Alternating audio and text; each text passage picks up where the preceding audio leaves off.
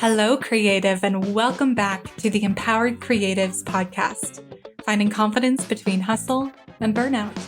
I'm your host, Victoria Hines, creative career coach, helping creatives just like you navigate those twists and turns in your creative career. This week, I'm so excited you're here. And if this is like the first episode you're tuning into, or if you haven't been following my newsletter, that's okay. Welcome. But for those of you who don't know, I have actually been a bit of a nomad for the last year, which frankly, if I had told Victoria of like 10 years ago that I would spend a year being a nomad, her eyes would have fallen out of her head, or possibly my brain would have fallen out of my head. I was an actor for a long part of my life, and one day I may go back to it. But I was that actor who, once I moved to Chicago, I didn't really want to leave. I've always enjoyed having a home base, a place to make my own, to feel settled and safe and to go back to. And the idea of like picking up and going to do summer stock for 3 months, or traveling all the time, or even doing cruise ships, like just sounded frankly exhausting to me. I like having a home. I like designing a space. And so that life just never felt like me. I never thought I would ever be a nomad. And then something about the pandemic, I think when you're forced to be in one place at one time, made me want to travel more. And then on top of that, because I stepped away from acting, I no longer felt this threat of what happens if I leave. And just to be clarified too, I launched this business that's fully remote. I meet with clients online, and I have a day job that's fully remote. I can also work from a distance. So once those tethers to a place were gone, I started feeling like I wanted to travel more. I wanted to experience something new. And about a year ago, actually 2 years ago, I would say I started feeling this at the beginning of 2022. I started recognizing deep in my body that I wasn't sure Chicago was my home anymore. Something was just off. I would go and visit family. I'd come back and it just wouldn't feel right. I think the big wake up call for me was I visited my sister, I think for 2 weeks in the Christmas right before 2022. And I came back to Chicago and it was snowing. It was freezing cold. I did not have the right coat on me. And I think, plus my roommate, she does listen to this podcast and I love her to death.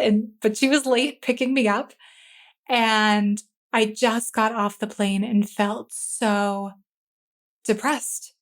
And I was standing in the airport in front of the doors, waiting for my friend to come pick me up. And I just started crying. It just came out of me. And I didn't know maybe where it was coming from, but I just knew something felt off. It was one of those moments where I couldn't ignore what my body was telling me anymore. That something about this place was off, but I had no idea what. So, not going to dive into the whole story, but essentially what I came to realize was I needed to find a new place and I didn't know how. So, after I cat sit in Savannah, Georgia for 6 weeks last summer, so that would have been summer of 2022, I came back to Chicago. I came back to my apartment. I walked back into my old life and I was like, you know what? I have to cut the ties. I don't know where I want to be next.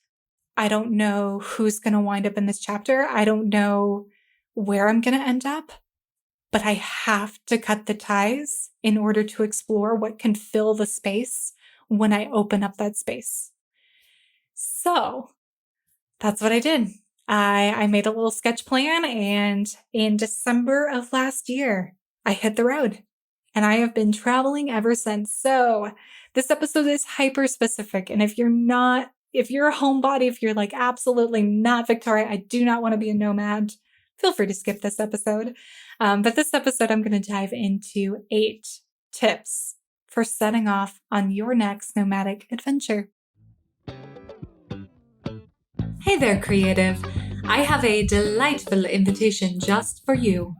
Imagine diving even deeper into the incredible world of living your life as an empowered creative, including more tips, tricks, and advice arriving straight into your inbox. Sounds pretty cool, right? Well, guess what?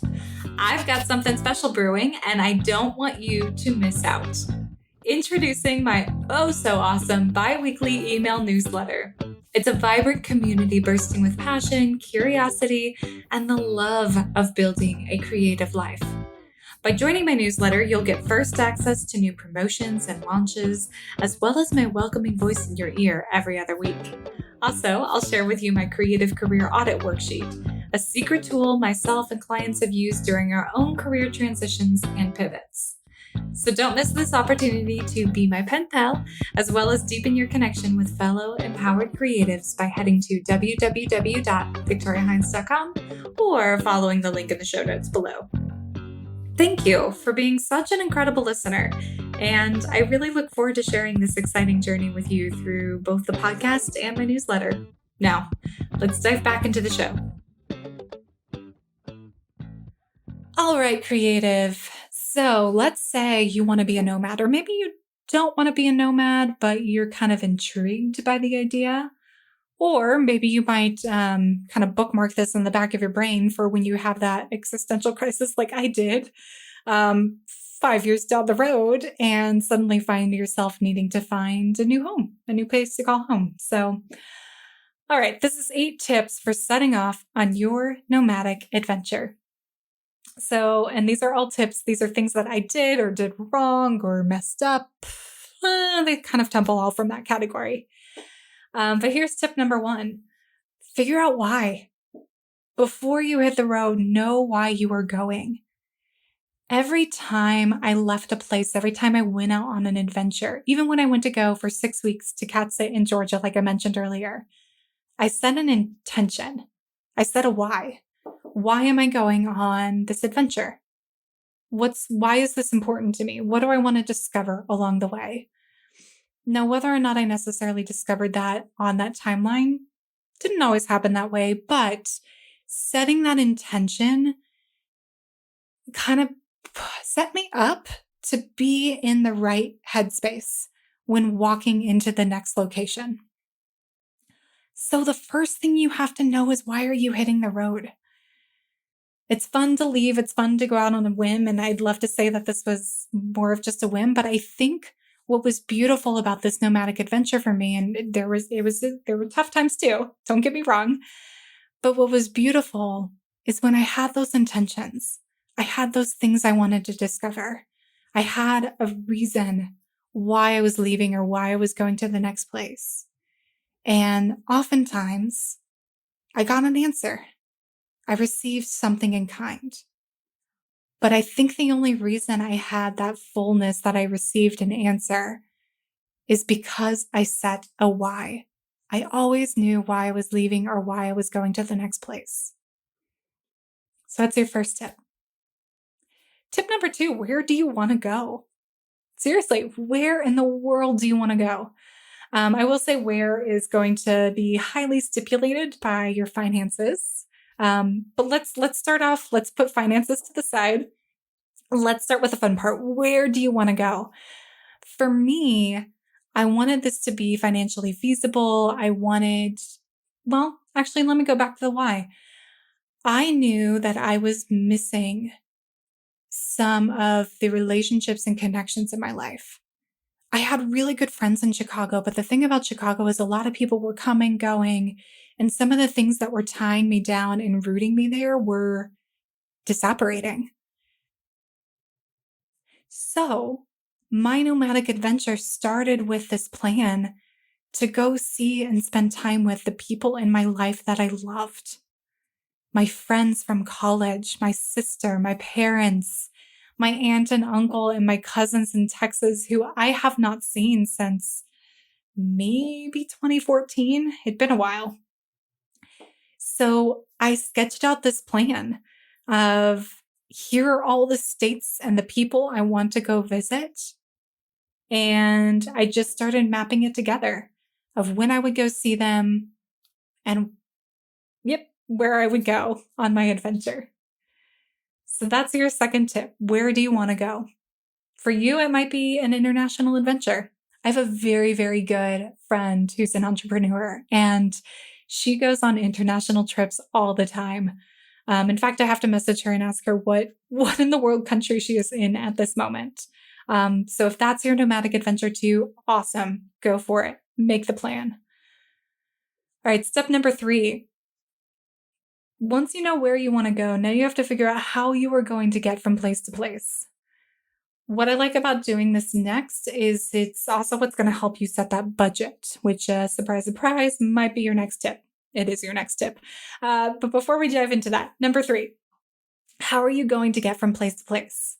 Traveling from place to place to place is chaotic. Your routine goes completely out the window. Suddenly, you have to you spend your weekends figuring out where in the world is your car going to stay while you go to the next place. Are you taking the car? Do you need to leave the car somewhere safe so that you can hop on a plane and fly to the next place?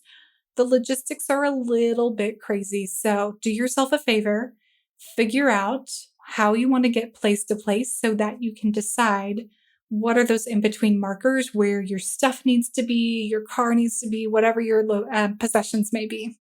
All right, tip number 4, set a budget. What I like about all the steps prior is once you know where you want to go, once you know how you're getting there, that's when you can start doing the nitty gritty of figuring out what the budget might be.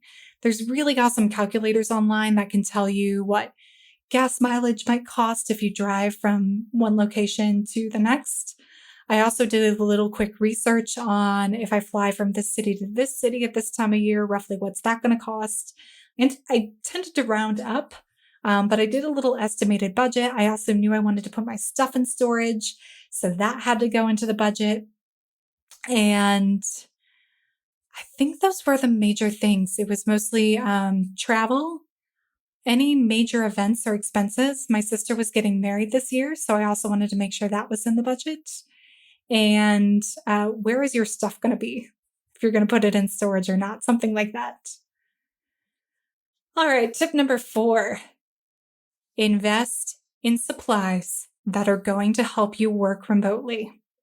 Seriously, I made some incredible investments into technology and supplies that I could travel with that have been a life changer for me.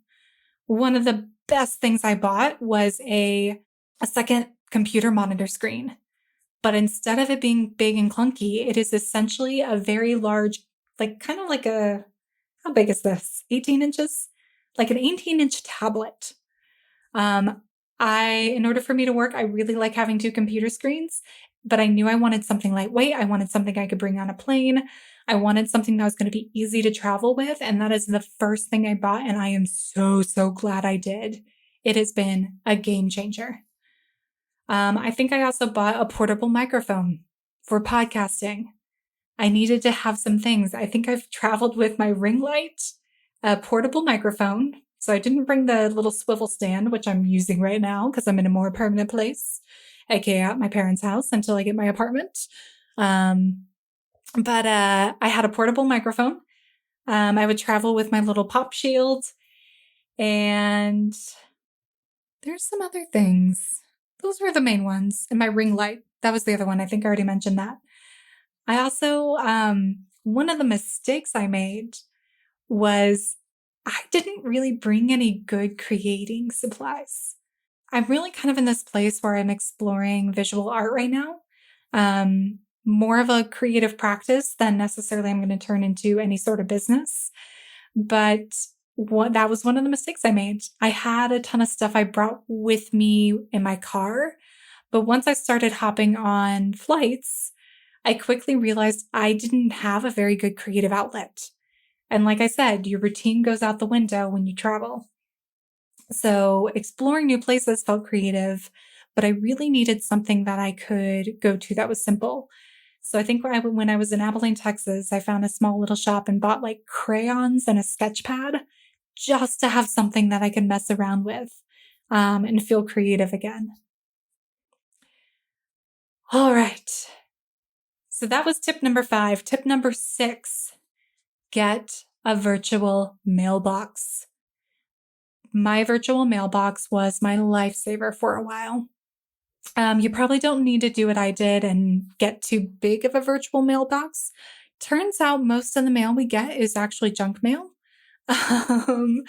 which virtual mailboxes tend to weed out a little bit. But what I ended up doing is I ended up signing up for a subscription with a company called Earth Class Mail. I'll drop the link in the show notes below, but Earth Class Mail was great. So fully legal. You can use it as a business address too, which is great. But I set up where USPS forwarded my mail to this virtual mail address. What was great is then they scanned that mail. They could cash checks for me, and I could go on my laptop and see what mail I received and then forward it to wherever I was at. So instead of having that like tricky moment of relying on friends or family to forward my mail to me, which I didn't really want to do at this point in my life, I just decided to invest in this virtual mailbox, which was amazing. All right, tip number 7. Remember that part where I said routines go out the window? Yep. Every routine pretty much goes out the window when you are traveling, including working out or staying in shape or any sort of physical routine. So this was another mistake I made. About 3 to 4 months in, I quickly realized I needed a way to go take classes, to go take workout classes, to find a quick community that I could bond with whenever I was in a new city. And I ended up using ClassPass. Wish I had signed up earlier. I had heard about ClassPass. For me in Chicago, it wasn't the most useful because I preferred finding a place I loved and buying a membership through them. But for traveling, ClassPass is absolutely brilliant. As long as you're going to big cities, you'll definitely have to check what cities they have classes in before you purchase it. But for about 3-4 months, this was a game changer for me because I could pay ClassPass for a membership and then go to a bunch of different workout routines inside of a city. The next city I go to, I could change it up again. All right, my friend, we come to the last tip. Tip number 8, give yourself time to adapt. Traveling is hard. It is fun and it is hard. It takes a lot of mental energy because all of those routines, I know I've said it before, all those routines have gone out the window and your brain doesn't have very solid processes anymore. You're living out of a suitcase. You're packing, you're unpacking, you're constantly making travel plans for the next place. You're figuring out what you're going to do next. You're in a new environment. You're adapting to that environment. You're maybe in a city without a car, and now you have to figure out when and how you're going to go grocery shopping. It's fun and it's exhausting. So if or when you go on your nomadic adventure, give yourself time to adapt. Be kind to yourself. It's okay. It's okay if things fall by the wayside because all you can do is figure out how to get groceries that night. That's okay. All right, creative, here's your one thing this week.